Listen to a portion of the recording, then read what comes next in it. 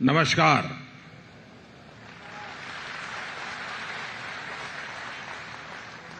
હુરટ એટલે હુરટ।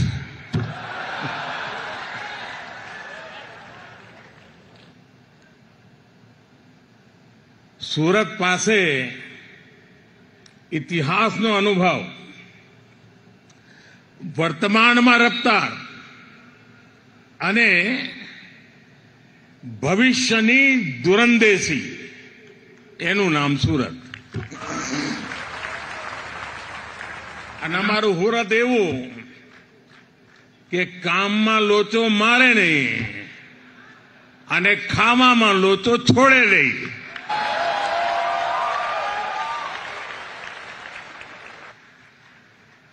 આમ બધી વાતે સુરતીને ગમે તેટલી ઉતાવળ હોય, પણ ખાણીપીણીની દુકાને અડધો કલાક લાઈટમાં ઉભા રહેવાની ધીરજ એનામાં હોય। વરસાદ જોધમાર પડ્યો હોય ને ઢીચણ સુધી પાણી હોય, પણ ભજીયાની લારીએ જવાડું એટલે જવાડું। શરદ પૂનમે ચંડી પડવો, દુનિયા આખી ધાબા પર જાય। આ મારો હુરતી ફૂટપાથ પર પરિવાર સાથે ગાડી ખાતો હોય અને મોજી એવો થાય કે નાકા પરનું સર્કલમાં અહીંયા આટો મારવા ના જાય, પણ વિશ્વ આખું ફરે। મને યાદ છે 40-45 વર્ષ પહેલા સૌરાષ્ટ્રના ભાઈઓ સુરત તરફ વળ્યા તો મારા સૌરાષ્ટ્રના જૂના મિત્રોને હું પૂછું કે હવે તમે સૌરાષ્ટ્ર છોડીને સુરત આવ્યા છો તો કેવું લાગે? કે અમારા સુરતમાં અને અમારા કાઠિયાવાડમાં ભારે અંતર। આ 40-45 વર્ષ પહેલાની વાત કરું તો શું? તો કે અમારે ત્યાં કાઠિયાવાડમાં જો હામે મોટરસાયકલ ટકરાઈ ગઈ તો કે તલવાર ઉકાળવાની વાત થાય, પણ કે જો સુરતમાં મોટરસાયકલ ટકરાણી હોય એટલે તરત બોલો કે જોની ભાઈ તારી બી ભૂલ છે ને મારી બી ભૂલ છે, હાલ ને હવે કે આટલો ફરક છે। साथियों, आज सूरत शहर की भव्यता में एक और डायमंड जुड़ गया है, और डायमंड भी छोटा मोटा नहीं है, बल्कि ये तो दुनिया में सर्वश्रेष्ठ है। इस डायमंड की चमक के आगे दुनिया की बड़ी से बड़ी इमारतों की चमक फीकी पड़ रही है।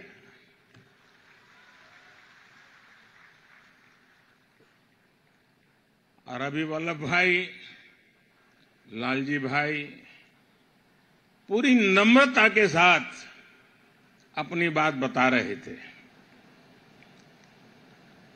और शायद इतने बड़े मिशन की सफलता के पीछे उनकी ये नम्रता, सबको साथ लेने का स्वभाव, इसके लिए जितनी बधाई मैं इस टीम को दूं उतनी कम है। वल्लभ भाई ने कहा कि मुझे 5 ही मिनट मिला है, लेकिन वल्लभ भाई आपके साथ तो किरण जुड़ा हुआ है, और किरण में पूरे सूर्य को समझने का सामर्थ्य होता है, और इसलिए आपके लिए 5 मिनट एक बहुत बड़ी शक्ति का परिचय बन जाती है। अब दुनिया में कोई भी कहेगा डायमंड बुर्स तो सूरत का नाम साथ आएगा, भारत का नाम भी आएगा। सूरत डायमंड बुर्स भारतीय डिजाइन, भारतीय डिजाइनर्स भारतीय मटेरियल और भारतीय कॉन्सेप्ट के सामर्थ्य को दिखाता है। ये बिल्डिंग नए भारत के नए सामर्थ्य और नए संकल्प का प्रतीक है। मैं सूरत डायमंड बुर्स के लिए डायमंड इंडस्ट्री को, सूरत को, गुजरात को, पूरे देश को बधाई देता हूं।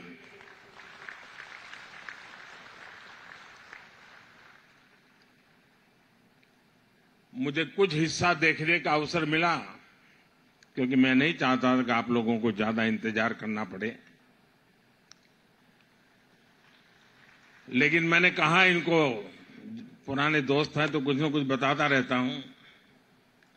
मैंने कहा कि आप जो एनवायरनमेंट की दुनिया के वकील है, ग्रीन बिल्डिंग क्या होता है जरा बुला करके दिखाइए। दूसरा मैंने कहा पूरे देश से आर्किटेक्चर और स्ट्रक्चरल इंजीनियर के जो स्टूडेंट्स हैं उनको कहिए कि आप आइए और स्टडी कीजिए कि बिल्डिंग की रचना आधुनिक रूप में कैसे होती है। और मैंने ये भी कहा कि लैंडस्केपिंग कैसे हो, पंच तत्व की कल्पना क्या होती है, उसको देखने के लिए भी लैंडस्केप की दुनिया में जो काम करते हैं उनको भी बुलाइए। साथियों, आज सूरत के लोगों को, यहां के व्यापारियों, कारोबारियों को 2 और उपहार मिल रहे हैं। आज ही सूरत एयरपोर्ट के नए टर्मिनल का लोकार्पण हुआ है और दूसरा बड़ा काम यह हुआ है कि अब सूरत एयरपोर्ट को इंटरनेशनल एयरपोर्ट का दर्जा मिल गया है। सूरतियों की बरसों पुरानी मांग आज पूरी हुई है।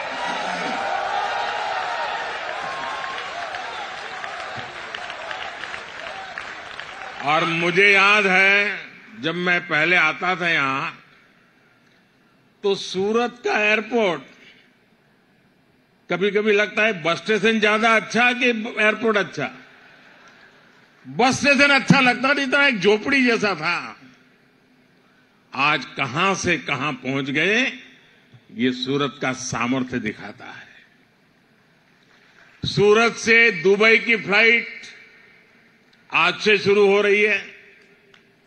बहुत जल्द हांगकांग के लिए भी फ्लाइट शुरू होगी। गुजरात के साथ ही, और आज जब ये सूरत का एयरपोर्ट बना है, तब गुजरात में अब 3 इंटरनेशनल एयरपोर्ट हो गए हैं। इससे डायमंड के अलावा यहां की textile industry, tourism industry, education और स्किल सहित हर सेक्टर को लाभ होगा। मैं शानदार टर्मिनल और इंटरनेशनल एयरपोर्ट के लिए सूरत वासियों को, गुजरात वासियों को बहुत बहुत बधाई देता हूं।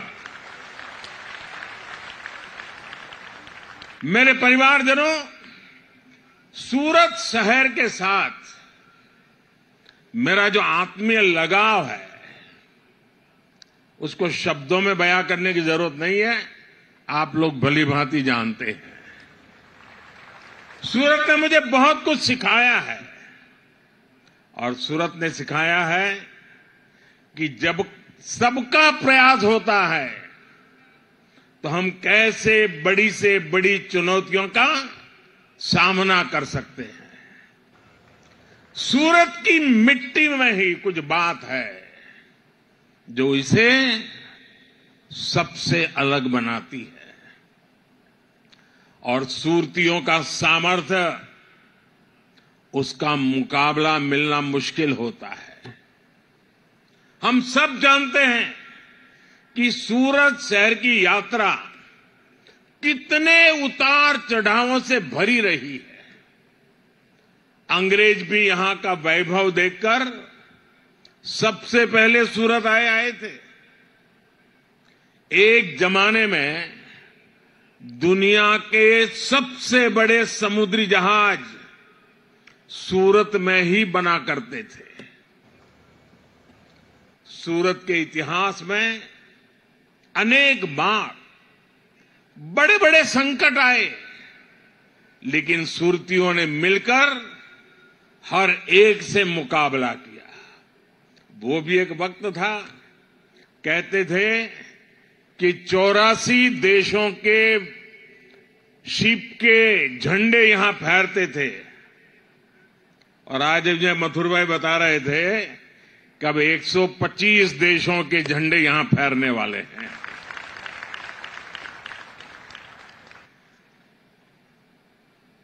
कभी गंभीर बीमारियों में सूरत फंस गया, कभी तापी में बाढ़ आई। मैंने तो वो दौर निकट से देखा है जब भांति भांति की निराशा फैलाई गई, सूरत की स्पिरिट को चुनौती दी गई, लेकिन मुझे पूरा भरोसा था कि सूरत संकट से तो उभरेगा ही, नए सामर्थ्य के साथ दुनिया में अपना स्थान भी बनाएगा।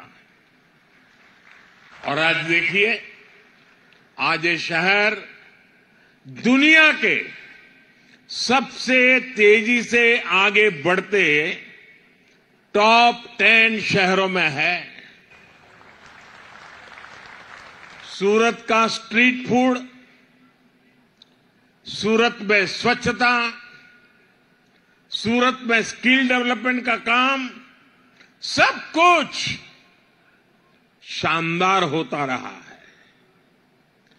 कभी सूरत की पहचान सन सिटी की थी। यहां के लोगों ने अपने परिश्रम में पूरी ताकत से मेहनत की पराकाष्ठा करके इसको डायमंड सिटी बनाया, सिल्क सिटी बनाया। आप सभी ने और मेहनत की और सूरत ब्रिज सिटी बना। आज लाखों लाख युवाओं के लिए सूरत ड्रीम सिटी है। और अब सूरत आईटी के क्षेत्र में भी आगे बढ़ रहा है। ऐसे आधुनिक होते सूरत को डायमंड बुर्स के तौर पर इतनी बड़ी बिल्डिंग मिलना अपने आप में ऐतिहासिक है। साथियों, आजकल आप सभी मोदी की गारंटी की चर्चा खूब सुनते होंगे। हाल के दिनों में जो चुनाव नतीजे आए, उसके बाद ये चर्चा और बढ़ गई है। लेकिन सूरत के लोग तो मोदी की गारंटी को बहुत पहले से जानते हैं। यहां के परिश्रमी लोगों ने मोदी की गारंटी को सच्चाई में बदलते देखा है, और इसी गारंटी का उदाहरण ये सूरत डायमंड बुर्स भी है। मुझे याद है बरसों पहले आप सभी साथी किस तरह मुझे अपनी समस्याएं बताते थे। यहां तो डायमंड के कारोबार से जुड़े कारीगरों, छोटे बड़े व्यापारियों से जुड़ी लाखों लोगों की पूरी कम्युनिटी है, लेकिन उनकी बड़ी परेशानी ये थी कि छोटी छोटी बातों के लिए उन्हें दूर दूर तक जाना पड़ता था। रॉ डायमंड को देखने और खरीदने के लिए अगर विदेश जाना है तो उसमें भी अड़चनें आती थी। सप्लाई और वैल्यू चेन से जुड़ी समस्याएं पूरे कारोबार को प्रभावित करती थी। डायमंड इंडस्ट्री से जुड़े साथी बार बार मुझसे इन समस्याओं के समाधान की मांग करते थे। इसी माहौल में 2014 में दिल्ली में वर्ल्ड डायमंड कॉन्फ्रेंस हुई थी और तभी मैंने डायमंड सेक्टर के लिए स्पेशल नोटिफाइड जोन स्थापित करने की घोषणा की थी।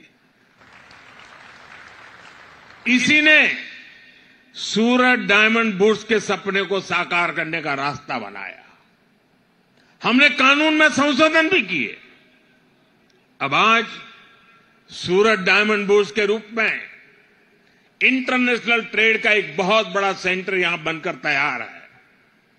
रॉ डायमंड हो, पॉलिश डायमंड हो, लैब ग्रोन डायमंड हो या फिर बनी बनाई ज्वेलरी, आज हर प्रकार का व्यापार एक ही छत के नीचे संभव हो गया है। कामगार हो, कारीगर हो, व्यापारी हो, सबके लिए Surat diamond bourse one stop centre है। यहां इंटरनेशनल बैंकिंग और सुरक्षित वॉल्ट्स की सुविधा है। यहां रिटेल ज्वेलरी बिजनेस के लिए ज्वेलरी मॉल है। सूरत की डायमंड इंडस्ट्री पहले से ही 8 लाख से अधिक लोगों को रोजगार दे रही है। अब सूरत डायमंड बुर्स से भी 1.5 लाख साथियों को रोजगार मिलने वाला है नए। मैं डायमंड के व्यापार कारोबार से जुड़े आप सभी साथियों की प्रशंसा करूंगा जिन्होंने इस इंडस्ट्री को नई ऊंचाई देने के लिए दिन रात एक किया है। साथियों, सूरत ने गुजरात को, देश को बहुत कुछ दिया है, लेकिन सूरत में इससे भी कहीं अधिक सामर्थ्य है। मेरे हिसाब से तो शुरुआत है, हमें और आगे बढ़ना है। आप सभी जानते हैं कि बीते 10 वर्षों में भारत 10वें नंबर की आर्थिक ताकत से ऊपर उठकर दुनिया में 5वें नंबर की आर्थिक शक्ति के रूप में उभरा है। और अब मोदी ने देश को गारंटी दी है कि अपनी तीसरी पारी में भारत दुनिया की टॉप 3 इकोनॉमी में जरूर शामिल होगा।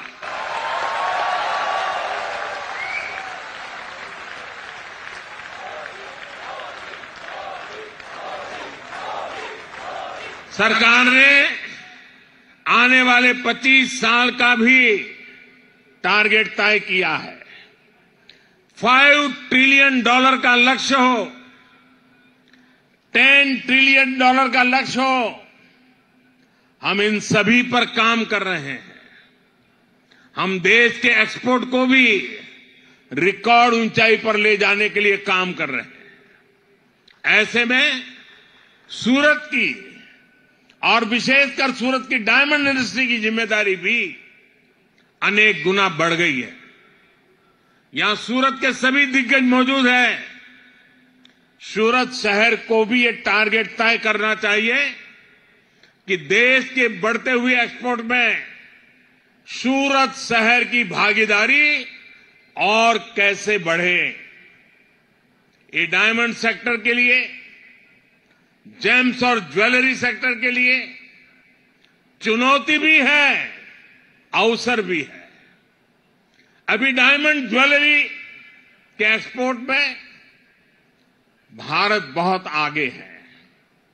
सिल्वर कट डायमंड और लैब ग्रोन डायमंड में भी हम अग्रणी हैं। लेकिन अगर पूरे जेम ज्वेलरी सेक्टर की बात करें तो दुनिया के टोटल एक्सपोर्ट में भारत का शेयर सिर्फ 3.5% है। सूरत अगर ठान ले तो बहुत ही जल्द जेम्स ज्वेलरी एक्सपोर्ट में डबल डिजिट में आ सकते हैं। और मैं आपको गारंटी देता हूं, आपके हर प्रयास में सरकार आपके साथ खड़ी है। हमने तो पहले से ही इस सेक्टर को एक्सपोर्ट प्रमोशन के लिए फोकस एरिया के रूप में चुना है। पेटेंटेड डिजाइन को प्रोत्साहन देना हो, एक्सपोर्ट प्रोडक्ट्स को डाइवर्सिफाई करना हो, दूसरे देशों के साथ मिलकर बेहतर तकनीक की खोज करना हो, लैब ग्रोन या ग्रीन डायमंड को बढ़ावा देना हो, ऐसे अनेक प्रयास केंद्र सरकार कर रही है। ग्रीन डायमंड को प्रोत्साहन देने के लिए सरकार ने बजट में भी विशेष प्रावधान किए हैं। आपको इन सारे प्रयासों का ज्यादा से ज्यादा फायदा उठाना है।